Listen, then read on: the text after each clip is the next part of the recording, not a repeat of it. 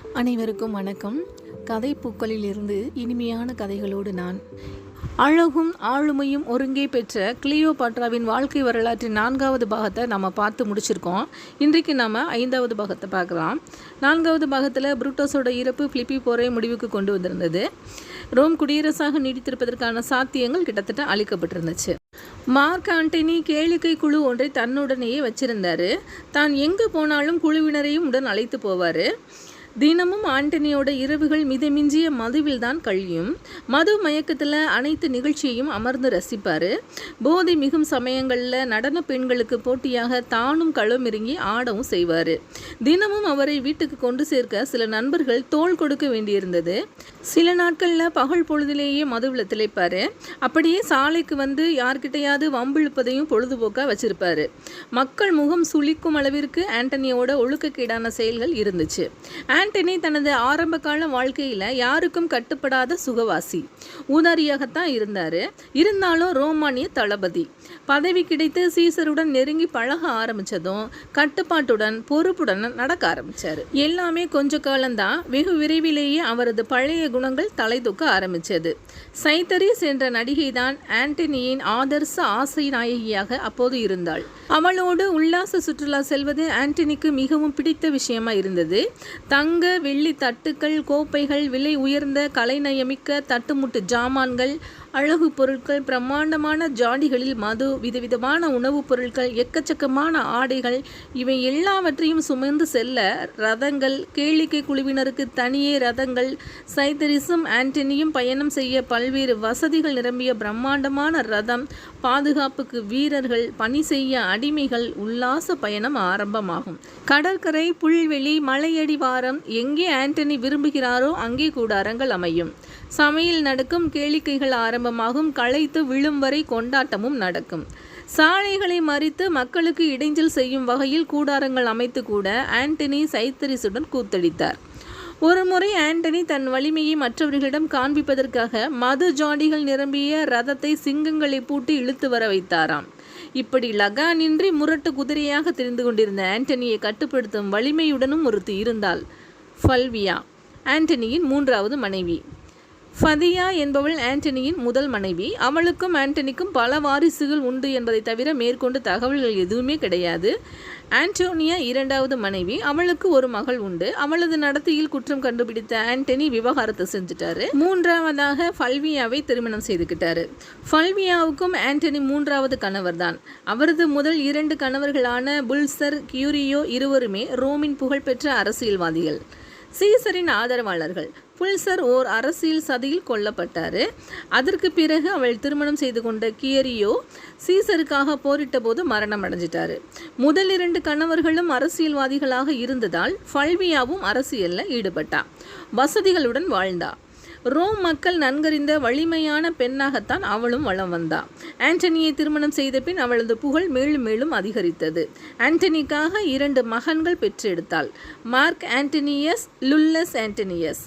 ஃபல்வியா வந்த பிறகுதான் ஆண்டனியின் தோற்றம், செயல்கள் எல்லாவற்றிலும் ஒழுங்கும் நாகரிகமும் வந்தது. அவளது வார்த்தைகளுக்கு மதிப்பு கொடுத்தாரு. அவளை மனதார காதலிக்கவும் செஞ்சார். மார்க்கஸ் சீசரோ என்ற ஒரு தத்துவ ஞானி அப்போது ரோமில் வாழ்ந்தார். வயதில் மூத்தவர், செல்வந்தர், அரசியல் அறிஞர், வழக்கறிஞர், இவை எல்லாவற்றையும் விட தன் பேச்சால் மக்களை கவர்ந்தவர். அவர் சொல்லும் வார்த்தைகளை மறுத்து பேச இன்னொருவன் பிறந்துதான் வர வேண்டும் என்பார்கள்.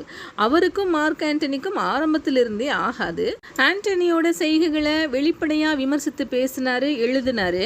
ஆண்டனி ஃபல்வியாவை அவளது செல்வங்களுக்காகத்தான் திருமணம் செய்துக்கிட்டா அப்படின்னு சொன்னார். இப்படி தொடர்ந்து பல விமர்சன சீண்டல்களை தவிர ஆக்டேவியஸின் தீவிர ஆதரவாளராகவும் செயல்பட்டார். ரோமின் எதிரியாக ஆண்டனியை அறிவிக்க வேண்டும் என்றும் பிரச்சாரமும் செஞ்சார். கிமு 43 சிசரோவை இதற்கு மேல் விட்டு வைக்க வேண்டாம் என்று ஃபல்வியா ஆண்டனியை வற்புறுத்தினார். ஆண்டனியோட வீரர்கள் 2 சிசரோவை சூழ்ந்துக்கிறாங்க. அவரை கொள்வதற்கு ஆயுதங்களை எடுக்கிறாங்க. தன்னோட முடிவை அறிந்த சிசரோ இறுதி வார்த்தைகளை சொல்றாரு. வீரர்களே, நீங்கள் செய்வது எதுவுமே முறையான செயல் அல்ல. என்னை கொள்வதையாவது முறையாக செய்யுங்கள் அப்படின்னு சொல்றாரு. அவரது தலை தனியாக வெட்டப்பட்டது. தன்னை எதிர்த்து எழுதிய கையையும் ஆண்டனி தனியே வெட்ட சொல்லியிருந்தாரு. வெட்டினாங்க. ஃபல்வியா சிசரோவின் தலையை தனியே எடுத்து போனா. அவரது நாக்கை பிடுங்கினா. தன்னையும் ஆண்டனியையும் கடுமையாக விமர்சித்த அதை தன் கொண்டை ஊசியால் ஆத்திரம் தீர குத்தி மகிழ்ந்தாள். இப்படி ஃபல்வியாவுக்காக ஆண்டனி எதையும் செய்ய தயாராக இருந்தார். ஆனால் ஃபல்வியாவாலேயே சமாளிக்க முடியாத அளவுக்கு போட்டியாக ஒருத்தி உருவானாள், கிளியோபாட்ரா. பிலிப்பி யுத்தத்துக்கு பிறகு ஆண்டனி இராணுவ பணிகளுக்காக ஆசியா மைனருக்கு வர்றாரு. அதற்கு அடுத்த வருடம் சிலிசியாவில் முகாமிட்டார். கிமு 41 அங்கிருந்தபடி தூதுவர் மூலம் கிளியோபாட்ராவுக்கு கட்டளை ஒன்றையும் அனுப்புகிறாரு. தாமதிக்காமல் என்னை வந்து சந்திக்கணும், பிலிப்பி யுத்தத்துக்காக எகிப்திய படைகளை ஏன் முறையாக அனுப்பலை என்பதற்கான உரிய விளக்கத்தையும் தரணும் அப்படின்ற செய்தி தான் அது. நிஜத்தில் ஆண்டனி கிளியோபாட்ராவிடமிருந்து எந்த விளக்கத்தையும் எதிர்பார்க்கல, கிளியோபாட்ராவை தான் எதிர்பார்த்தாரு. ஆண்டனி ரோமுக்கு கிளியோபாட்ரா வந்து தங்கியிருந்த போதே அவளது பேரழகை உள்ளுக்குள்ளேயே ரசிக்க ஆரம்பிச்சிருந்தாரு. இன்னொரு முறை அவளை தரிசிக்கும் வாய்ப்பு கிட்டினால் கசக்குமா என்ன? தவிர ஃபல்வியாவும் அப்போது உடனில்லை, ரோமில் இருந்தாள் என்பது அவருக்கு வசதியாக போச்சு. அதுபோக எகிப்தின் உதவியும் அப்போது ஆண்டனிக்கு தேவைப்பட்டுச்சு. படை வீரர்களுக்கு ஏகப்பட்ட சம்பள பாக்கி வேற, உணவு தட்டுப்பாடு, அடுத்தடுத்த இராணுவ நடவடிக்கைகளை எடுக்க இயலாத நிலை. கிளியோபாட்ராவிடம் நேரடியாக சென்று கையேந்த அவரது அகம்பாவம் ஒப்புக்கொள்ளவில்லை. எனவே கட்டளையை அனுப்புகிறாரு. அலெக்சாந்திரியாவுக்கு தூது சென்ற தூதுவனும் 28 வயது கிளியோபாட்ரா முன் சென்று கிறங்கித்தான் நிற்கிறான். உங்கள் தளபதி ஆண்டனிக்கு பயப்பட வேண்டும் என்ற அவசியம் எனக்கு இல்லை. அந்த குரலில் வசியத்தன்மையும் கலந்திருந்தது. பதில் பேச திராணியின்றி பணிந்து நின்ற தூதுவனை பார்க்க கிளியோபாட்ராவுக்கு பாவமாகத்தான் இருந்துச்சு. ஆண்டனி எனக்கு அழைப்பு விடுத்திருந்தால் சந்திக்க வந்திருப்பேன். எனக்கு கட்டளையிட அவருக்கு என்ன உரிமை இருக்கிறது? நீங்கள் இதனை அழைப்பாகவும் ஏற்றுக்கொள்ளலாம் அரசி, தூதுவன் சமாளிக்கிறான். அவரை வேண்டுமானால் இங்கு வர சொல், சந்திக்கிறேன். அல்லது எகிப்தில் எங்கேயாவது சந்திக்கலாம். என்னால் சிலிசியாவுக்கெல்லாம் வர இயலாது என்று சொல்லிவிடு அப்படின்னு கிளியோபாட்ரா பதில் சொல்றா.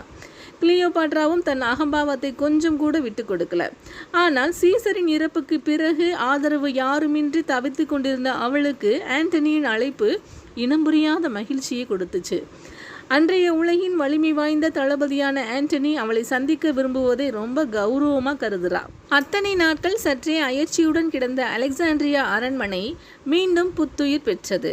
தவிர கிமு 44 ஜூலையிலேயே அங்கே ஒரு பெரிய மாற்றமும் நிகழ்ந்திருந்துச்சு. அரசராக பெயரளவுக்கு வைக்கப்பட்டிருந்த 14ஆம் தாலமி கொல்லப்பட்டார். அவருக்கு கிளியோபாட்ரா தான் விஷம் கொடுத்து கொல்ல சொன்னதா சர்ச்சையும் இருந்துச்சு.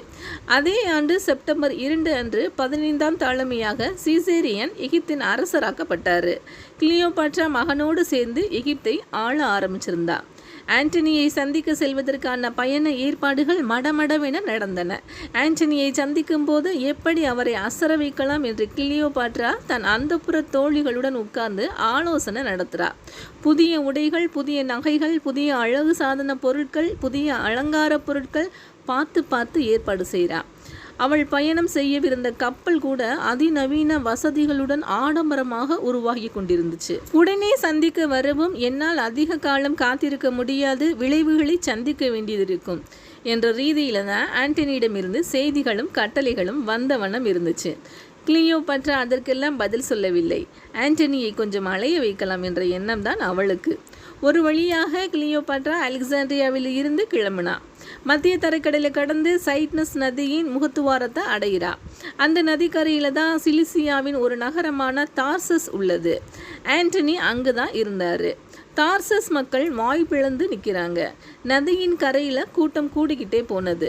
தங்க முலாம் பூசப்பட்ட மினுமினுக்கும் கப்பல், முன்னும் பின்னும் அசையும் துடுப்புகளில் கூட ஜொலிப்பு. கத்தரிப்பூ நிறத்தில் கவர்ந்து இழுக்கும் பாய்மர துணிகள், கப்பலின் வளைவுகள், முனைகளில் எல்லாம் வெள்ளி, எகிப்தின் கலாச்சாரத்தை பிரதிபலிக்கும் அலங்காரங்கள், எகிப்திய இசைக்காற்றில் கலக்க கப்பல் மிதந்து கரையை நெருங்கியது. கப்பலில் மேல் தளத்தில் தேவதைகளின் உடையில் ஆங்காங்கே திரிந்த அழகு பெண்களின் கைகளில் அலங்கார கூடைகள், அது நிறைய தங்க வெள்ளி காசுகள் சிரித்து சினுங்கியபடி அவற்றை நீரில் தூவியபடி வந்தனர். அவற்றை பொறுக்க தார்சஸ் மக்கள் போட்டி போட்டுக்கொண்டு நீரில் குதிக்கிறாங்க. கப்பலில் மேல் தளத்தில் அலங்கார பந்தல் ஒன்று போடப்பட்டிருந்துச்சு. அது துணியால் மூடப்பட்டிருந்துச்சு. கரைக்கு வந்ததும் பணிப்பெண்கள் அந்த துணியை விளக்குறாங்க. உள்ளே கண்ணை பறிக்கும் வெள்ளை நிற உடையில் ரோமானியர்கள் வணங்கும் அழகான பெண் கடவுளான வீனஸின் உருவத்தில் கிளியோபாட்ரா நின்று கொண்டிருந்தாள். கரையில் இருந்த மக்கள் எல்லாம் அப்படியே அடிபணிந்தனர். தார்சஸ் நகருக்குள் செய்தி பரவ ஆரம்பிக்குது. ஏதோ அதிசயமான கப்பல் ஒன்று நதிக்கரைக்கு வந்திருக்குது அப்படின்ற செய்தி தான் அது. ஆண்டனி அப்போது பொது இடம் ஒன்றில் மக்களிடையே உரையாடிக்கிட்டு இருந்தார். செய்தியை கேள்விப்பட்ட மக்கள் நதிக்கரைக்கு ஓட ஆரம்பிக்கிறாங்க. எகிப்து அரசி கிளியோபாட்ரா வந்திருக்கிறார் என்ற செய்தி ஆண்டனிக்கு விரைவிலேயே தெரிய வருது. உடனே தன் துணை தளபதி ஒருவரை கிளியோபாட்ராவிடம் அனுப்புகிறாரு ஆண்டனி. தார்சஸ் நகரத்திற்கு வரவேற்கிறோம். ஆண்டனி இரவு விருந்துக்கு உங்களை அன்புடன் அழைக்கிறார் அப்படின்னு அவர் கிளியோபாட்ரா கிட்ட சொல்கிறாரு. அதற்கு கிளியோபாட்ரா, நான் தார்சஸ் நகரத்திற்குள் கால் பதிப்பதாக இல்லை. வேண்டுமென்றால் எகிப்தாகவே காட்சியளிக்கும் இந்த கப்பலுக்கு அவரை வர சொல்லுங்கள். இன்று இரவு அல்லது நாளை இரவு விருந்துக்கு அவர் வசதிப்படி வரட்டும் அப்படின்னு சொல்கிறாங்க. கிளியோபாட்ராவோட பதில் ஆண்டனிக்கு கிடைக்குது. நகரெங்கும் கிளியோபாட்ராவின் அழகு பற்றிய பேச்சு தான். அதற்கு மேலும் அவரால் பொறுமையாக இருக்க முடியல. அன்று இரவே ஆண்டனி கிளியோபாட்ராவின் கப்பலுக்கு போறாரு. இரவு விருந்துக்காகவே கப்பலில் அலங்காரங்கள் அனைத்தும் மாற்றி அமைக்கப்பட்டிருந்தன. மரியாதையான வரவேற்பு. கிளியோபாட்ராவும் முன்வந்து வரவேற்கிறார். அவளை கண்ட சில நொடிகள் வார்த்தைகளின்றி தவிக்கிறாரு ஆண்டனி. பார்த்து 3 வருடங்கள் ஆகிவிட்டன. அதைவிட இப்போது இன்னும் அழகா இருக்கிறாளே. உள்ளுக்குள் மயங்கி இருந்தார். வெளியில் தெரியாதபடி சமாளிக்கிறாரு. 1000 தான் இருந்தாலும் அவள் சீசருக்கு உரியவளாக இருந்தவள் தானே. தன் குருவான சீசருக்கு துரோகம் இழைக்க முடியுமா? ஆண்டனியின் தவிப்பை கிளியோபாட்ரா மௌனமாக ரசிச்சுக்கிட்டு இருக்கா. ஆடல் பாடல் கேளிக்கைகளுடன் உணவு மதுவும் பரிமாறப்படுது. வழக்கமான விலங்குகள் பறவைகள் கறியுடன் அன்றைய சிறப்பு உணவாக மயில் கறி. இப்படி ஒரு விருந்தை நான் எதிர்பார்க்கவே இல்லை. ஆண்டனி வியக்கிறாரு. கப்பலில் இவ்வளவுதான் செய்ய முடிந்தது. கிளியோபாட்ரா தன்னை விட்டு கொடுக்காம பேசுகிறா. உணர்வுகளை தூண்டும் வகையில் நடனங்கள் ஆரம்பமாகுது. நடன மங்கைகள் ஆண்டனியை மதுவில் குளிப்பாட்டுறாங்க. மதுவின் போதை அதைவிட அதிகம் போதையூட்டும் கிளியோபாட்ராவின் அருகாமை. ஆண்டனி தவித்து கொண்டிருக்கிறாரு. கிளியோபாட்ரா எந்தவித சலனத்தையும் வெளிக்காட்டாம அமைதியாக ஆண்டனியை ரசிச்சுக்கிட்டு இருக்கா. அவளது பார்வை சொல்லும் விஷயத்தை புரிந்து கொள்ள முடியாமல் தவிக்கிறாரு. சட்டென அங்கிருந்து எழுந்த கிளியோபாட்ரா ஆண்டனி கிட்ட எதுவுமே சொல்லாமல் கப்பலில் தன்னோட அறையை நோக்கி நடக்க ஆரம்பிக்கிறான். ஆண்டனியும் யோசிக்கல. அவளை பின்தொடர்றாரு. மஞ்சம். கிளியோபாட்ரா ஒய்யாரமாக படுத்திருக்க ஆண்டனி அருகில் வராமல் தூரத்திலிருந்தே பேச ஆரம்பிக்கிறாரு. தடுமாற்றத்தோட தான் பேசுகிறாரு. பல விஷயங்கள் பேச நினைக்கிறேன். பேசலாமா வேண்டாமா அப்படின்னு புரியல. நானும் உங்களிடம் சொல்ல நிறைய விஷயங்கள் இருக்குது ஆண்டனி அப்படின்னு கிளியோபாட்ராவும் தீர்க்கமாக பேசுகிறா. சீசரை இன்னும் நினைவில் வைத்திருக்கிறாயா அப்படின்னு கேட்குறாரு. கிளியோபாட்ரா தன் வசம் இருந்த ஒரு காசு மாலையை தூக்கி ஆண்டனி மேலே வீசுறா. அதில் இருந்த அத்தனை தங்க காசுகளிலும் சீசரோட உருவம். ஆண்டனியின் கண்களில் கோபம். கோபத்தில் கத்த ஆரம்பிக்கிறாரு. Caesar Caesar Caesar. சீசரை போல ஒருவர் இல்லை. அவரை போல எதையும் சிறப்பாக செய்தவர் எவரும் இல்லை. உன்னை காதலித்ததில் கூட. கொஞ்ச நேரம் பேசாமல் இருக்காரு. மீண்டும் திடீரென ஆவேசமாக கத்துறாரு. நான் மார்க் ஆண்டனி, சிறந்த தளபதி, ரோம் சாம்ராஜ்யத்தின் 1/3 பகுதிக்கு தலைவன். இருந்தும் சீசரின் நிழல் என்னை விடாமல் துரத்துகிறது. நீ கூட. கிளியோபாட்ரா ஆண்டனிக்கு பக்கத்தில் வர்றா. மெல்ல அவரது தோள்களை பற்றினா. எனக்கு அப்போது 15 வயது இருக்கும். என் தந்தை தாளமிக்கு உதவுவதற்காக ரோமானிய படை அலெக்சாண்ட்ரியா வந்துச்சு. எத்தனையோ ரோமானிய வீரர்கள் வந்திருந்தாலும் மக்கள் எல்லாம் ஒரே ஒரு ரோமானிய வீரனை பற்றி மட்டுமே பேசிக்கிட்டு இருந்தாங்க. நானும் அவரைத்தான் ரசிச்சுக்கிட்டு இருந்தேன். உள்ளுக்குள்ளேயே காதலிக்க ஆரம்பிச்சிருந்தேன். அவர் பெயர் மார்க் ஆண்டனி. ஆண்டனி வேகமாக வந்து கிளியோபாட்ராவை இறுக அணைச்சிக்கிறாரு. இனி நமக்கிடையில் சீசரோட நிழல் விழ வேண்டாம். கிளியோபாட்ரா சரணடைந்தாள். இந்த இரவு நமக்கான ஆரம்பம். ஆண்டனி தொலைந்து போய் கொண்டிருந்தார். தார்சஸில் கிளியோபாட்ரா மேலும் சில நாட்கள் தங்கி இருக்கா. கப்பலை விட்டு இறங்கி அங்கே முகாம் அமைச்சிருக்கா.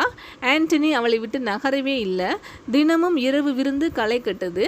ஒரு நாள் ஆண்டனி படையில் உள்ள முக்கியஸ்தர்களுக்கெல்லாம் விருந்து வைக்கிறா. அதன் முடிவில் விருந்தில் பயன்படுத்தப்பட்ட தங்க வெள்ளி பாத்திரங்கள் தட்டுகளை எல்லாம் விருந்தினர்களுக்கே பரிசாவும் கொடுத்து அசத்துறா. இரவில் மஞ்சத்தில் ஆண்டனியோட மார்பில் சாய்ந்திருந்த கிளியோபாட்ரா ஆண்டனி கிட்ட ஒரு விஷயத்தை பற்றி பேசுகிறா. எனக்கு நீங்கள் செய்ய வேண்டிய உதவி ஒன்று இருக்கிறது ஆண்டனி அப்படின்னு. காத்திருக்கிறேன், என்னன்னு சொல்லு அப்படின்னு சொல்கிறாரு. என் தங்கை அர்சினோ தான் அது. அவள் தான் ஒதுங்கிட்டாளே அப்படின்னு சொல்கிறாரு. ஆனால் இன்னும் உயிரோடு தானே இருக்கிறா அப்படின்னு சொல்கிறா. ஆண்டனிக்கு புரிஞ்சிச்சு. அர்சினோவை கொல்ல அவள் தஞ்சமடைந்திருந்த எப்பசஸ் நகரத்திற்கு தனிப்படை ஒன்று புறப்பட்டுச்சு. எப்பசஸ் நகரில் அந்த கோயில் வாசலில் அர்சினோவின் தலை உருள வேண்டும் என்பது ஆண்டனியோட கட்டளை. அவளை அங்கு கண்டார்கள். ரோமானியர்களை பார்த்த அர்சினோ மிரண்டு ஓடுறா. விரட்டினாங்க. அங்கிருந்த மதகுரு அர்சினோவை விட்டுவிடும்படி கெஞ்சுறாரு, போராடுறாரு. கிளியோபாட்ராவின் ஆசை நிறைவேற்றப்பட்டது. கிளியோபாட்ராவும் ஆண்டனியும் இணைந்த விஷயம் ரோமில் பரவ ஆரம்பிக்குது. ஓஹோ, இன்னொரு சீசர் உருவாகி விட்டார். இல்லை, கிளியோபாட்ராவுக்கு இன்னொரு சீசர் கிடைச்சிட்டாரு. பெண் பித்து பிடித்து அலைவது என்பது ஆண்டனிக்கு ஒன்றும் புதிதில்லையே. செனட்டில் ஆக்டேவியஸும் அவரது ஆதரவாளர்களும் ஆண்டனியை கடுமையாக விமர்சிச்சுக்கிட்டு இருக்காங்க. ஆண்டனி ஆதரவாளர்கள் வாய் திறக்க இயலாமல் அவமானத்தோடு நிற்கிறாங்க. ஆண்டனிக்கு ரோமிலிருந்து அழைப்பு மேல் அழைப்புகளாக வந்துக்கிட்டே இருந்துச்சு. மனைவி ஃபல்வியாவும் செய்திகளை அனுப்பிக்கிட்டே இருந்தா. ஆனால் ஆண்டனியால் இரவில் மட்டுமல்ல பகலில் கூட கிளியோபாட்ராவிடமிருந்து பிரிய முடியல. தார்சஸ் நகரத்தில் இருந்து டைர் நகரத்துக்கு ஆண்டனி கிளியோபாட்ராவோட வர்றாரு. ரோமில் நிலைமை ரொம்ப மோசமாக இருக்குது. ஒரு முறை அங்கே சென்று வரலாம் அப்படின்னு உடன் இருந்தவங்க கடும் நெருக்கடி கொடுக்குறாங்க. வேறு வழி இல்லாமல் ஆண்டனி சம்மதிக்கிறாரு. டைரிலிருந்து ஆண்டனி ரோமுக்கும் கிளியோபாட்ரா அலெக்சாண்ட்ரியாவுக்கும் திரும்புவதாக திட்டம் போட்டாங்க. இது கூட ஆண்டனியோட திட்டம் மட்டும்தான். கிளியோபாட்ராவுக்கு அதில் உடன்பாடு இல்லை. இருவரும் கிளம்பும் நாள் வந்தது. ஆண்டனி கிளியோபாட்ரா கிட்ட விடைபெறுவதற்காக வர்றாரு. கண்ணீர் ஆயுதமாக கிளியோபாட்ராவின் கண்களில் திரண்டிருந்தது. கடமைகளை முடிச்சுட்டு ஓடோடி வந்துடுறேன் அப்படின்னு ஆண்டனி சொன்ன சமாதானங்கள் அனைத்துமே அந்த கண்ணீரில் கரைஞ்சு போயிடுச்சு. நிஜமாகவே சொல்லுங்கள், என்னை பிரிந்த எத்தனை மணித்துளிகள் உங்களால் நிம்மதியாக இருக்க முடியும்? மார்பில் சாய்ந்தபடி கிளியோபாட்ரா கேட்ட கேள்விக்கு ஆண்டனியால் பதில் சொல்ல முடியவில்லை. அணைப்பு இறுகியது. கப்பலில் ஏற தயாராக இருந்த ரோமானியர்கள் நேரம் ஆக ஆக வெறுத்து போயிடுறாங்க. ஒரு வழியாக ஆண்டனி வர்றாரு. கிளியோபாட்ராவோடு எல்லோரையும் கப்பலில் ஏற சொல்கிறாரு. அலெக்சாண்ட்ரியாவுக்கு போகலாம் அப்படின்னு சொல்கிறாரு. ரோமானியர்கள் முகமெல்லாம் வாடி போக அவர் மட்டும் முகமலர கிளியோபாட்ராவோட கப்பலில் ஏறுறாரு. அலெக்சாண்ட்ரியாவில் குளிர்காலத்தை கழித்து விட்டு பின் ரோமுக்கு திரும்பிடலாம் அப்படின்னு ஆண்டனி தன் சகாக்களை சமாளிக்கிறாரு. ஆனால் காலம் முழுக்க அவர் அங்கேயே தான் கட்டுண்டு கிடப்பார் அப்படிங்கிறத எல்லாருமே புரிஞ்சுக்கிட்டாங்க. கிளியோபாட்ராவின் அந்த புறத்திலிருந்து ஆண்டனி வெளியே வருவது என்பதே அரிதாகி போச்சு. அப்படியே வந்தாலும் கிளியோபாட்ராவுடன் மட்டுமே தரிசனம் தர்றாரு. அவருக்கு ஏதாவது அவசர செய்திகள் சொல்ல வேண்டும்னா கூட அந்த புறத்துக்கு தேடி சென்று அங்குள்ள பணியாளர்கள் மூலமாகத்தான் சொல்ல வேண்டியிருக்கு. வருகின்ற செய்தி வழியாக அவசரமாக செய்ய வேண்டிய பணி ஏதாவது தெரிய வந்தால் கூட ஆண்டனி கண்டுக்கிறதே இல்லை. கிளியோபாட்ராவின் விரல்களுக்கு சொடுக்கு எடுப்பதில் ரொம்ப ஆர்வத்தை காட்டுறாரு ஆண்டனிக்கு தன்னை தவிர வேறு எதுலையுமே நினைப்பு சென்று விடக்கூடாது அப்படிங்கிறதுல கிளியோபாட்ரா ரொம்பவே கவனமாக இருக்கிறா. அதற்காகவே எந்நேரமும் ஆண்டனி உடனேயே இருக்கிறா. இசை, நடனம், நாடகம், கேளிக்கை, உல்லாசம், விருந்து, மது, மஞ்சம் இது மட்டுமே அவங்கள சூழ்ந்து இருக்கு. அரண்மனை சமையல் கூடத்தில் நெருப்பு அணையவே இல்லை. அடிக்கடி விருந்து, நேரம் காலமெல்லாம் கிடையாது. காட்டு பன்றியோ கலைமானோ காளை மாடோ ஏதோ ஒன்று எந்நேரமும் நெருப்பில் வாட்டப்பட்டுக்கிட்டே இருந்துச்சு. அரசியிடமிருந்து எப்போது என்ன கட்டளை வரும் என்றே தெரியாது. மதிய உணவுக்கு சிறப்பு உணவாக முயல் கறி தேவை அப்படின்னு சொல்லுவாங்க. பிற விலங்குகள், பறவைகளோடு முயல்களும் உணவு மேசையில் காத்துக்கிட்டு இருக்கும். ஆண்டனிக்கு அப்போது சாப்பிடும் விருப்பமே இருக்காது. மாலை உணவருந்தலாம் அப்படின்னு சொல்லிடுவார். மேசையில் உள்ள உணவுகள் எல்லாம் அகற்றப்படும். மாலை சமையலுக்கு வேறு மெனு, புதிய சமையல். சில நேரங்களில் போதை தலைக்கேறும் வேளையில் ஆண்டனியை கட்டுப்படுத்தவே முடியாது. அங்குமிங்கும் ஓடுவார், ஆடுவார், சத்தம் போட்டு சிரிச்சுக்கிட்டே இருப்பார். அந்த புற பெண்களிடமும் அடிமைகளிடமும் வம்பிழுத்து விளையாடுவார். நள்ளிரவில் ஒரு அடிமை போல உடையணிஞ்சுக்குவார். அரண்மனையை விட்டு வெளியே வருவார். கண்ணில் தென்படுற சக குடிகாரர்களிடமும் பொது மக்களிடமும் வம்பிழுக்க ஆரம்பிப்பார். அது அவருக்கு பிடித்தமான பொழுதுபோக்கு. நாளடைவில் கிளியோபாட்ராவும் சாதாரண பெண்ணை போல உடையணிஞ்சுக்கிட்டு ஆண்டனியோட இரவில் நகரை போதையோடு வலம் வர ஆரம்பிக்கிறார். அவளிடம் தன் கதாநாயகத்தனத்தை காண்பிப்பதற்காகவே வருவோர் போவோரை எல்லாம் அடிச்சு உதப்பாரு. இம்மாதிரியான சமயங்களில் ஆண்டனியை ஆபத்திலிருந்து காப்பாற்றுவதற்காகவே மாறு வேடத்தில் எகிப்திய வீரர்களும் உடன் வர ஆரம்பிச்சாங்க. நள்ளிரவில் ஆண்டனியும் கிளியோபாட்ராவும் தெருவில் அடிக்கும் கூத்துக்கள் குறித்து பல கதைகள் அலெக்சாண்ட்ரியா மக்களிடம் பரவ ஆரம்பிக்குது. அதை வேடிக்கை பார்க்கவென்று கூட்டமும் கூட ஆரம்பிக்குது. இருந்தும் அவர்கள் தம் கூத்துக்களை குறைச்சிக்கிட்டதாவே தெரியல. அரண்மனை, அலெக்சாண்ட்ரியா என அதே இடங்களில் காதல் செய்து கொண்டிருந்தால் சலிப்பு வந்துவிடக்கூடாதே. அவ்வப்போது நைல் நதிக்கு சென்று ஆண்டனியுடன் படகேறி விடுவாள் கிளியோபாட்ரா. கிளியோபாட்ராவின் படகு என்றால் கேட்க வேண்டுமா? சர்வ உல்லாசங்களும் நிறைந்த காதல் படகு. ஏதாவது ஓரிடத்தில் போய் இறங்குவார்கள். அங்கேயே சில நாட்கள் முகாமிட்டு தங்குவார்கள். இன்ப வைபவம் தான். கிளியோபாட்ராவும் எகிப்தின் நலன் பற்றி கொஞ்சம் கூட சிந்திக்கவே இல்லை. நைல் நதி வளமாக கொட்டி கொடுக்குது. இதையெல்லாம் அனுபவிக்கும் உரிமை என்னை தவிர வேறு யாருக்கு இருக்கு அப்படின்ற எண்ணம் தான் அவளுக்கு. ஆண்டனியோட மனைவி ஃபல்வியா முற்றிலும் பொறுமை இழந்திருந்தா. ரோமில் தனக்கிருந்த அரசியல் பலத்தால் வெவ்வேறு விதங்களில் ஆண்டனியை வர சொல்லி பார்த்தா. ஆண்டனி ஆதரவு செனட் உறுப்பினர்கள் வழியாக அழுத்தமும் கொடுத்து பார்த்தா. மிரட்டல் செய்திகளும் விடுத்து பார்த்தா. எதற்குமே ஆண்டனி அசைந்து கொடுப்பதாக தெரியல. ரோமில் ஆண்டனி இல்லாத நிலையில் ஃபல்வியா அவரது பிரதிநிதி போல தானே உரிமையை கையில் எடுத்துக்கொண்டு செயல்பட ஆரம்பிக்கிறார். ஃபல்வியாவுக்கும் அவளது இரண்டாவது கணவருக்கும் பிறந்த மகளான கிளாடியாவைத்தான் ஆக்டேவியஸ் திருமணம் செஞ்சிருந்தார். தன் மாமியாராக ஆண்டனியின் மனைவியாக இருமாப்புடன் திரிந்து கொண்டிருந்த ஃபல்வியாவை அடக்க நினைத்த ஆக்டேவியஸ் கிளாடியாவை விவாகரத்து செய்கிறாரு. ஃபல்வியா ஆக்டேவியஸுக்கு இடையேயான முதல் உரசல் ஆரம்பமாகுது. இத்தாலியில் நிலங்களை பகிர்ந்து கொள்ளும் சட்ட பிரச்சனை ஒன்றில் ஆண்டனி இல்லாத நிலையில் ஆக்டேவியஸ் அத்துமீறி நடப்பதாக ஃபல்வியா சந்தேகப்படுறா. பிரச்சனையை கிளப்புறா. தன் சகோதரன் லூசியஸோடு சேர்ந்து ஆக்டேவியஸுக்கு எதிராக படையையும் திரட்டுறா. ஆண்டனியோட உரிமைகளை மீட்பதற்காக இந்த போர் அப்படின்னு சொல்கிறா. இப்படிப்பட்டதொரு சூழ்நிலையில் ஆண்டனி நிச்சயம் திரும்பி வரத்தானே வேண்டும் அப்படின்றது அவளோட கணக்கு. இந்த செய்தியை கேள்விப்பட்ட ஆண்டனி ஆடித்தான் போனார். அதே சமயத்தில் ஆண்டனியோட ஆட்சி பகுதியான ஆசியா மைனரில் பிரச்சனைக்கு மேலே பிரச்சனை. ரோமின் எதிரிகள் தலை தூக்கியிருந்தாங்க. உடனே ஆண்டனி படைகளோடு சென்று எதிரிகளை அடக்க வேண்டிய நிர்பந்தமும் ஏற்பட்டிருந்துச்சு. இதுதான் கடைசி எச்சரிக்கை.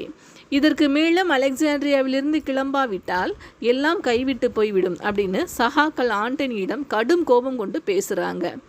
புத்திக்குள் எச்சரிக்கை மணி இடைவிடாது ஒலிக்க ஆரம்பிக்குது. ஆண்டனியின் கிளியோபாட்ரா மயக்கம் சற்றே தெளிந்தது. இந்த முறை அவள் கண்ணீரால் அணை போட்டால் ஆண்டனி ஒரு வழியாக நீந்தி கடந்து வெளியே வந்தார். கப்பலில் ஏறுறாரு. டைர் நகரத்துக்கு சென்று இறங்குறாரு. எங்கே செல்வது? ரோமுக்கா ஆசியா மைனருக்கா? ஆசியா மைனர் தான் போகிறாரு. இத்தாலியின் மையத்தில் அமைந்துள்ள பெருசியா நகரத்தில் ஆக்டேவியஸின் படைகளும் கட்டுக்கோப்பே இல்லாத லூசியஸ் ஃபல்வியா கூட்டணி படைகளும் மோதிக்கொண்டன. கிமு 41. லூசியஸ் ஆண்டனியை படைகளோடு உடனே வர சொல்லி செய்தி அனுப்புகிறாரு. இது ஆண்டனியை சென்றடையலை. இந்த பெருசியா போரில் ஆக்டேவியஸின் படைகள் ஆரம்பம் முதலே ஆதிக்கம் செலுத்துது. அவரது வீரர்கள் உண்டிவில் கொண்டு ஃபல்வியாவை தாக்குறாங்க. தவிர அவளை மானபங்கப்படுத்தும் விதமான சொற்களோடு பிரசுரம் ஒன்று அங்கே விநியோகிக்கப்பட்டது. படைகள் சிதறடிக்கப்பட்டது. ஃபல்வியா தன் குழந்தைகளோடு கிரீஸுக்கு தப்பிச்சு ஓடிடுறா. நடந்த விஷயங்கள் எல்லாம் ஆண்டனிக்கு மெதுவாக தான் தெரிய வருது. ஃபல்வியாவோட நடவடிக்கைகள் அவருக்கு வெறுப்பை கொடுக்குது. பிறகு அவர்கள் இருவரும் ஏதென்ஸில் சந்திக்கிறாங்க. அவள் உடைந்து போயிருந்தா. நோய்வாய்ப்பட்டு நலிந்தும் போயிருந்தா. ஆண்டனி அவள் மேல் கொஞ்சம் கூட இரக்கம் காட்டலை. கடுமையாக பேசிவிட்டு கண்டுக்காம திரும்பி போயிடுறாரு. சீக்கிரத்திலேயே ஃபல்வியா இறந்தும் போயிட்டா. ஆக்டேவியா மைனர் ஆக்டேவியஸோட அழகு தங்கை தான் இவள். அன்பானவள், மென்மையானவள், தன் சகோதரன் மேல் அளவில்லாத பாசம் வைத்திருந்தவள். அவளது கணவனான மார்செலஸ் அப்போதுதான் இறந்து போயிருந்தார். ஆக்டேவியஸுக்கு பெரும் வருத்தம் இருந்துச்சு. அப்போதைய ரோமானிய சட்டங்களின்படி விதவை பெண் மறுமணம் செய்வதாக இருந்தால் கணவன் இறந்து 10 மாதங்கள் வரை பொறுத்திருக்கணும். ஆக்டேவியஸ் அவளுக்கு அப்போதே மாப்பிள்ளை பார்க்க தயாராக இருந்தார். ஆனால் அவளோ நான் யாரையும் மறுமணம் செய்து கொள்வதாக இல்லை அப்படின்னு திட்டவட்டமாக கூறிட்டா. அப்போது ஆக்டேவியஸுக்கு ஒரு யோசனை தோணுது. ஃபல்வியாவை இழந்த ஆண்டனியும் மனைவியின்றி இருக்கிறார். அவர் கிளியோபாட்ராவை திருமணம் செய்து கொள்ள ரோமானியர்கள் ஒருபோதும் ஒப்புக்கொள்ளப் போவதில்லை. ஆக்டேவியாவை ஆண்டனிக்கு மறுமணம் செய்து வைத்துவிட்டால் என்ன அப்படின்னு யோசிக்கிறாரு. தானும் ஆண்டனியும் கைகோர்த்தால் ரோமின் பலம் நிச்சயம் பெருகும். தன் தங்கை ஆக்டேவியாவின் அன்பு ஆண்டனியை நிச்சயம் கிளியோபாட்ரா மயக்கத்திலிருந்து மீட்டு வரும். தவிர ஆக்டேவியஸுக்கு அதனால் தனிப்பட்ட அரசியல் லாபங்களும் இருந்துச்சு. ஆண்டனியும் ரோமானியர்களுக்கு தன் மீது ஏற்பட்டிருக்கும் அதிருப்தி நீங்க வேண்டும் என்றால் ஆக்டேவியஸுடன் நல்லுறவை ஏற்படுத்திக் கொள்வதுதான் ஒரே வழி அப்படின்னு எண்ணிட்டு இருந்தாரு. அந்த நேரத்தில் இந்த திருமண பேச்சு வந்தது. ஆண்டனியோட ஆதரவாளர்கள் அவரை சம்மதிக்க சொல்லி வற்புறுத்துறாங்க. அவரும் சம்மதிச்சிட்டாரு. ஆக்டேவியாவையும் சம்மதிக்க வைக்கிறாங்க. ஆனால் ஆக்டேவியாவின் கணவர் இருந்து 10 மாதங்கள் ஆகாத நிலை. சட்டம் திருமணத்துக்கு தடையாக இருக்குது. 10 மாதம் ஆகும் வரை பொறுத்திருக்கலாம் தான். அதற்குள் கிளியோபாட்ராவுக்கு விஷயம் சென்று அவள் உள்ளே புகுந்து தடுத்துட்டா என்ன பண்ணுறது? இந்த திருமணம் நடக்க வேண்டும் என்று மனதார விரும்பிய செனட் உறுப்பினர்கள் கூடி பேசுகிறாங்க. சட்டத்தை தற்காலிகமாக தளர்த்துறாங்க. திருமணம் இனிதே நடக்குது.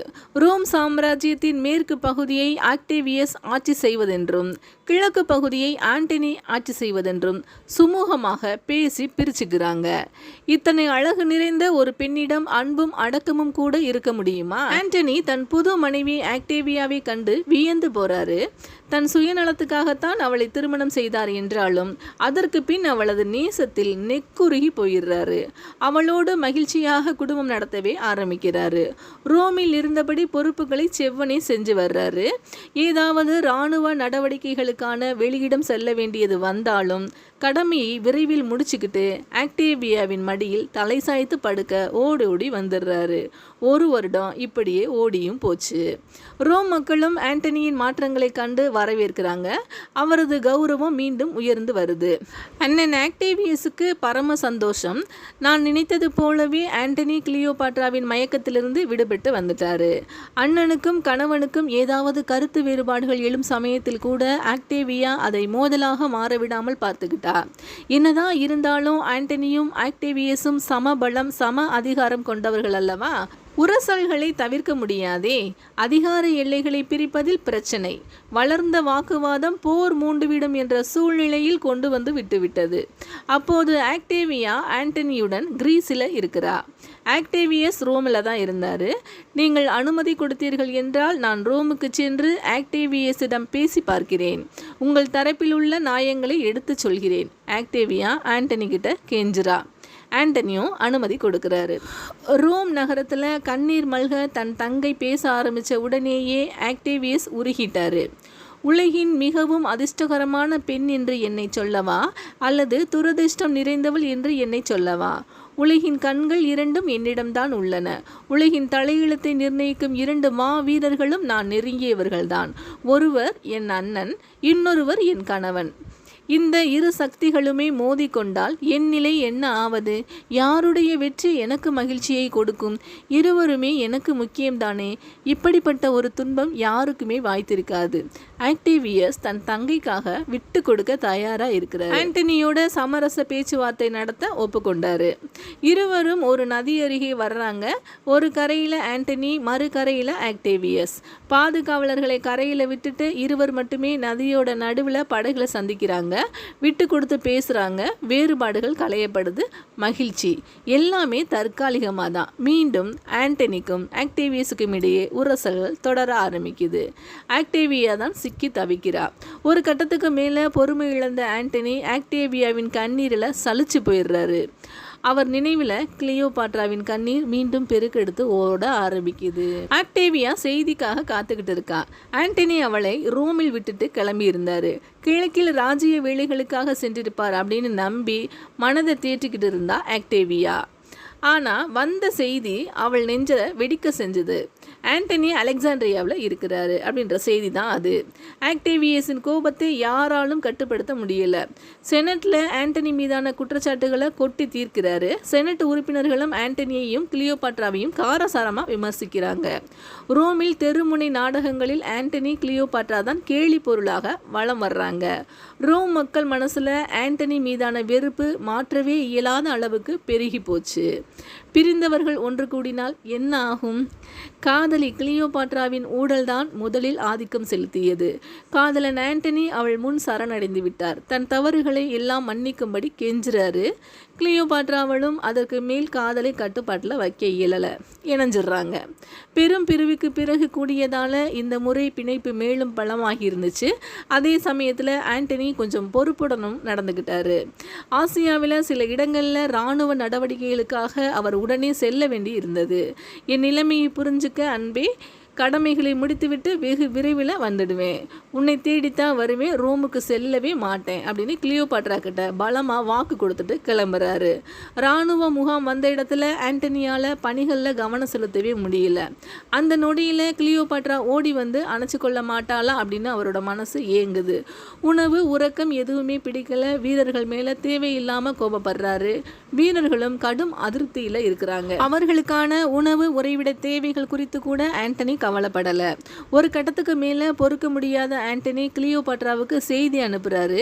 என்னுடன் இராணுவ முகாமில் வந்து இணைந்து கொள். செய்தியை அனுப்பிவிட்டு கிளியோபாட்ராவின் வரவுக்காக காத்துக்கிட்டு இருக்காரு ஆண்டனி. இதனோட தொடர்ச்சியை அடுத்த பாகத்தில் பார்க்கலாம். நன்றி.